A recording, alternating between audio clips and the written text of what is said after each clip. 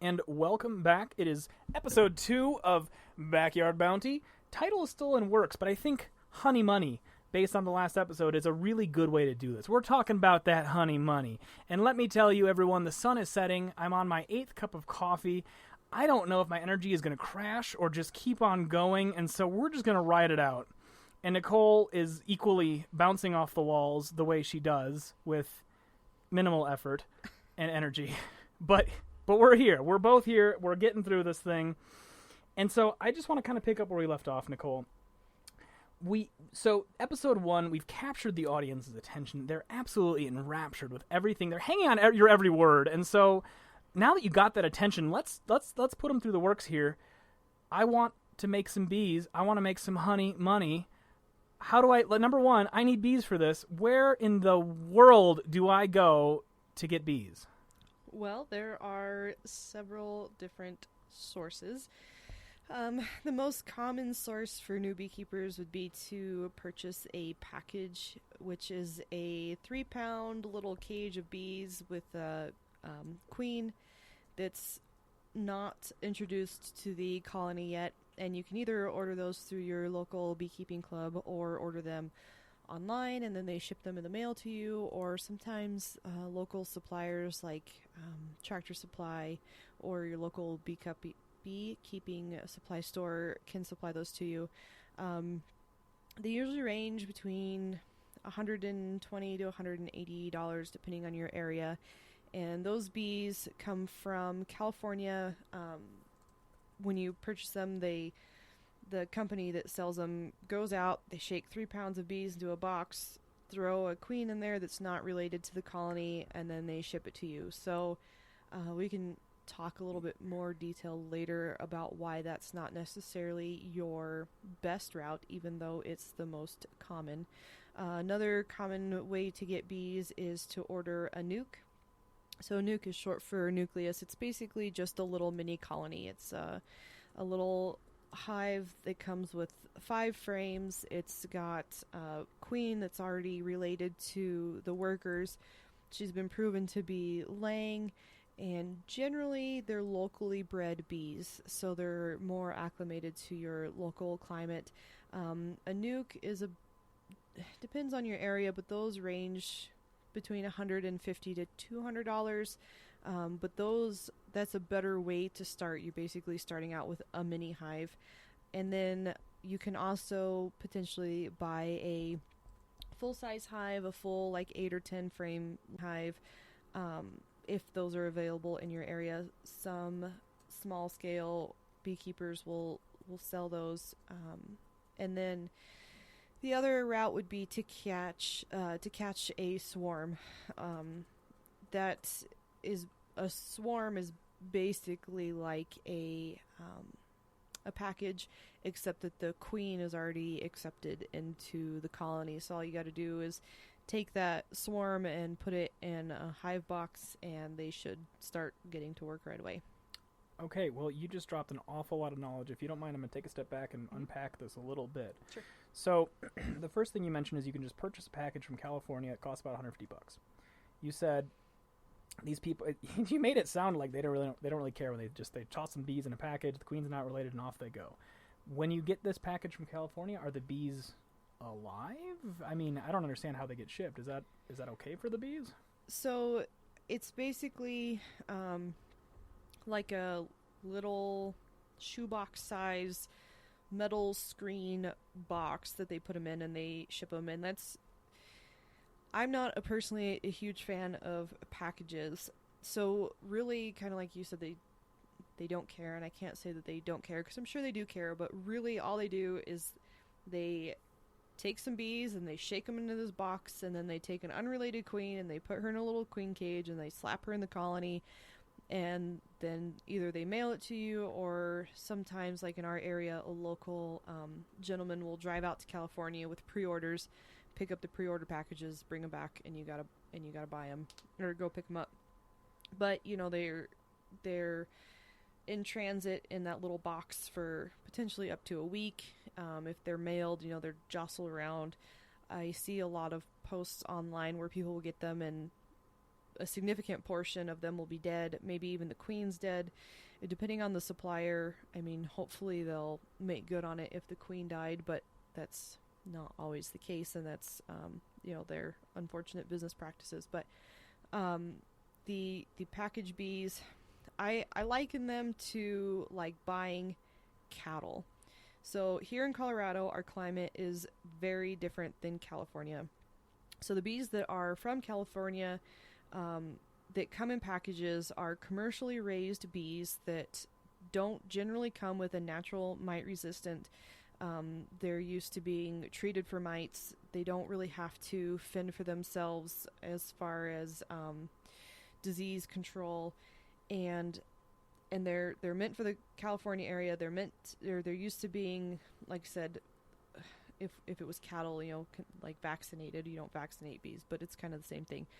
So what happens is a beekeeper here in Colorado or wherever else gets this package of bees.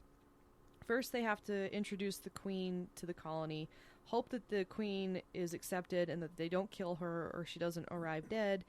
And then these bees are used to being treated for mites. So if you don't treat for mites, then usually what happens is these bees get heavy mite load, and then you end up losing your colony. They're not used to the weather here in Colorado.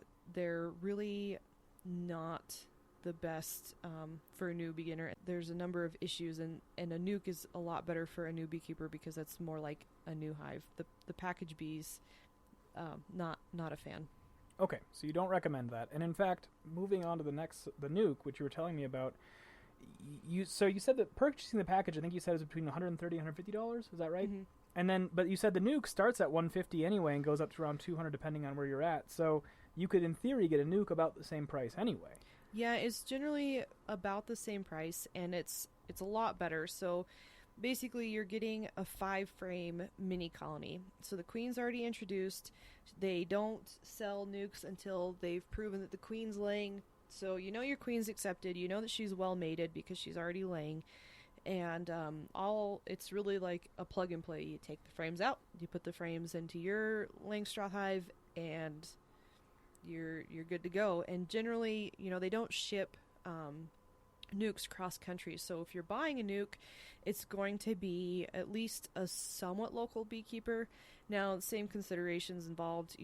If they're have certain treatment practices and things, then it's similar to the ones in California, where if they treat their bees for mites so they don't have a natural mite resistance, then you're still going to need to treat for mites, and that's a heated debate among beekeepers as to whether or not you should be treating for mites to begin with, but that's a different topic for a different show, because that one tends to ruffle some feathers. But don't offend me with your mite theory.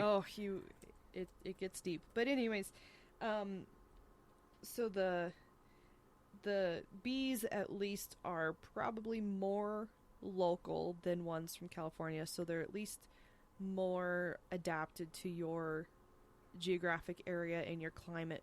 But all beekeeping is local, which means here in Pueblo, bees that are adapted to our area are going to be a little bit different than bees 30 minutes north up in Colorado Springs. So the more local you can source your bees from, the better. And you I think you mentioned getting the nuke from your, I think you called it a bee club. Yeah, so bee clubs, since it's a congregation of people in your area, then it's a good place to get to source bees. Generally anybody that sells bees locally in your area will be in the bee club, and so you want to get those bees as close to home as possible. And so if I just do a Google search, I can find a bee club living near me? Hopefully. We also do have a blog post on our site. You have a directory? Yes. So we also have a directory on our website of bee clubs, so you can go on and check out your state, and there's also a little Google map so you can type in your address and see what's closest to you. But you definitely, side note, you should always join your state club, but also try to get something as local to you as possible. And you have a link to that in this podcast here? Mm-hmm. Great. Okay, and then so just to review very quickly, of all of the different options you mentioned, is the nuke the most user-friendly with the best success rate? Is that what you advise new people to start with? Yes. If if you are able to happen across a swarm, that's probably a little bit better. Oh, and you're getting ahead of me. I want to talk all about catching a swarm. Okay, we'll get there. But tell me, if I want the least amount of fuss, I want the easiest way to get this started and the best success rate, tell me, is the nuke the way to go? Yes, it's plug and play. Take them out of the box, put them in your box, good to go. Great. Now, okay, let's get this. I have ideas of what this looks like. How do you catch a hive? How do you find a hive? I'm 29 years old. I've been on this earth for 29 years now. I have never once stumbled upon a swarm of bees just hanging out, getting ready to be caught. Walk me through this, please. So, prior to my beekeeping time, I have not stumbled upon a swarm myself either, so I consider them like a fun little gift because not everybody gets to stumble upon them. So generally, fun little gift. That's a great gift. Yes, it is. Especially to stumble into. They're freebies.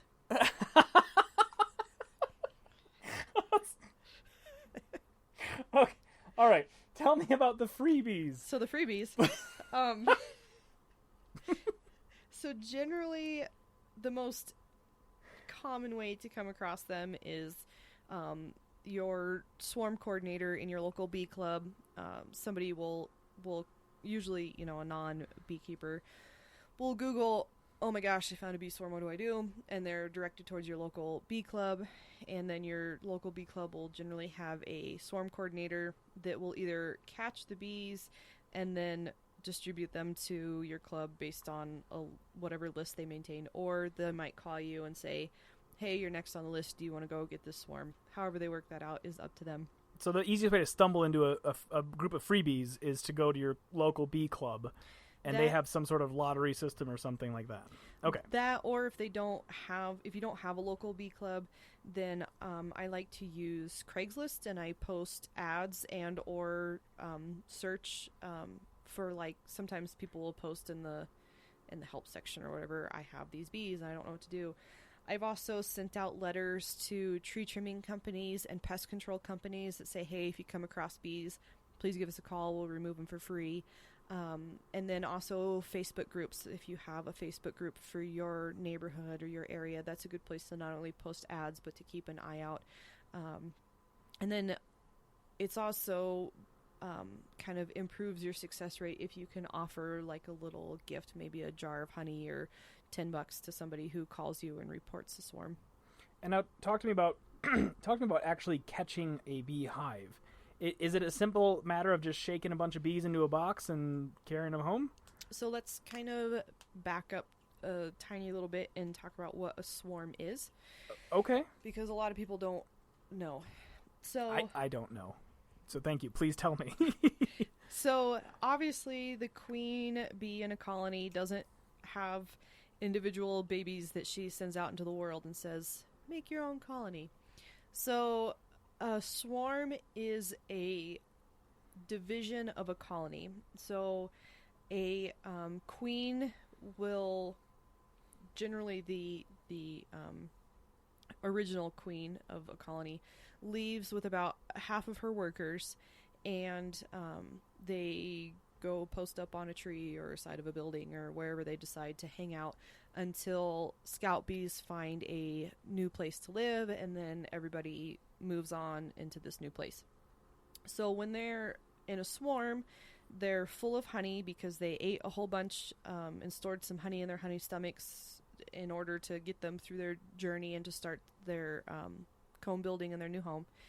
And they're homeless, so they're generally not aggressive because they don't have they're not defending anything, so they don't have a reason to sting you because that's not their house, so they don't need to defend it. Are they not defending the queen?